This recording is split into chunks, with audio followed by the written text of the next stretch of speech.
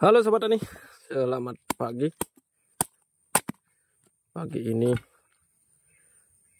lah buah kakao lokal ya. Bisa dilihat ini sudah terserang hama. Jadi bijinya sulit untuk dikeluarkan seperti ini. Ini terserang Helopeltis iya. Kemudian terserang lalat buah yang akhirnya melahirkan larva penggerek buah kakao ya. Ini dalamnya kayak gini tuh. Lengket dia di dalamnya. Karena memang jaringan-jaringan dari isi di dalam buah ya. Jaringan buah, biji sudah terserang. Ini ada yang bagus, ada juga yang, tapi kebanyakannya ini bisa dilihat tuh. Seperti ini. Ini hitam-hitam dia. Yang seperti ini biasanya larvanya sudah keluar ya. Yang mungkin saja sudah menjadi serangga dewasa kembali. Ini tuh. Seperti ini ya, kakao lokal dengan perawatan organik. Jadi seperti ini dia, isi dalamnya rusak. Ini bekas jalur-jalur ya, bekas jalur si larva berjalan-jalan mencari makan. Seperti ini dia, keras, dalamnya keras.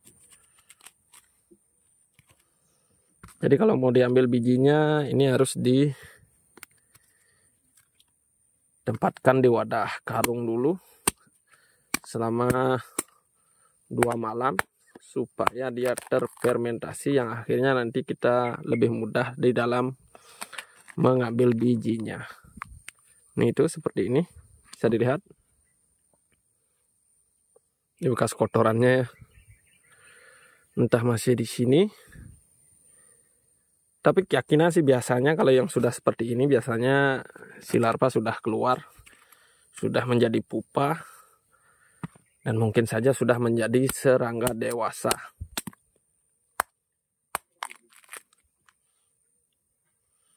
Ini kalau lokal ya seperti ini.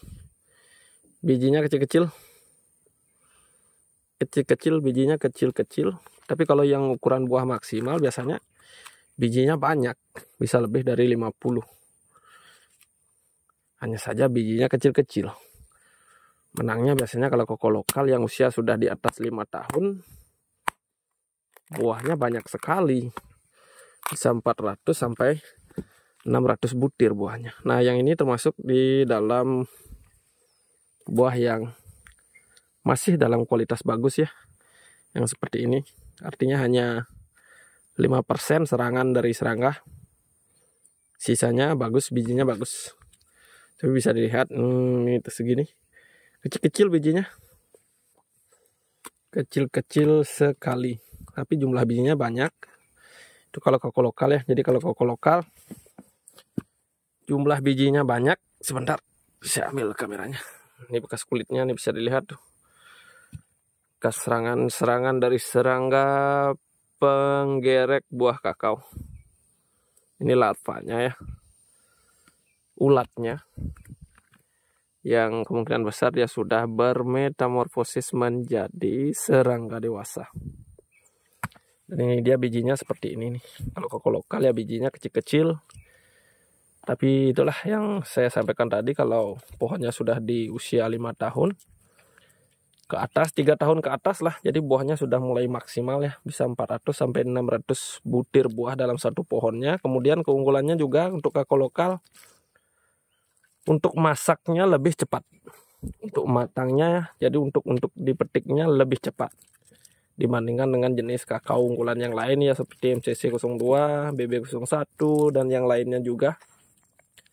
Itu kurang lebih bisa sampai 5 bulan, bahkan ada yang lebih baru matang buahnya. Tapi kakao lokal di usia 4 bulan sudah mulai ada yang kuning.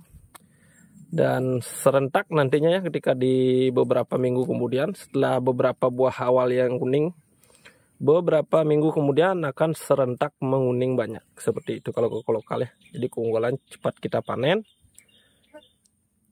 Buahnya banyak, tapi bijinya kecil-kecil ya.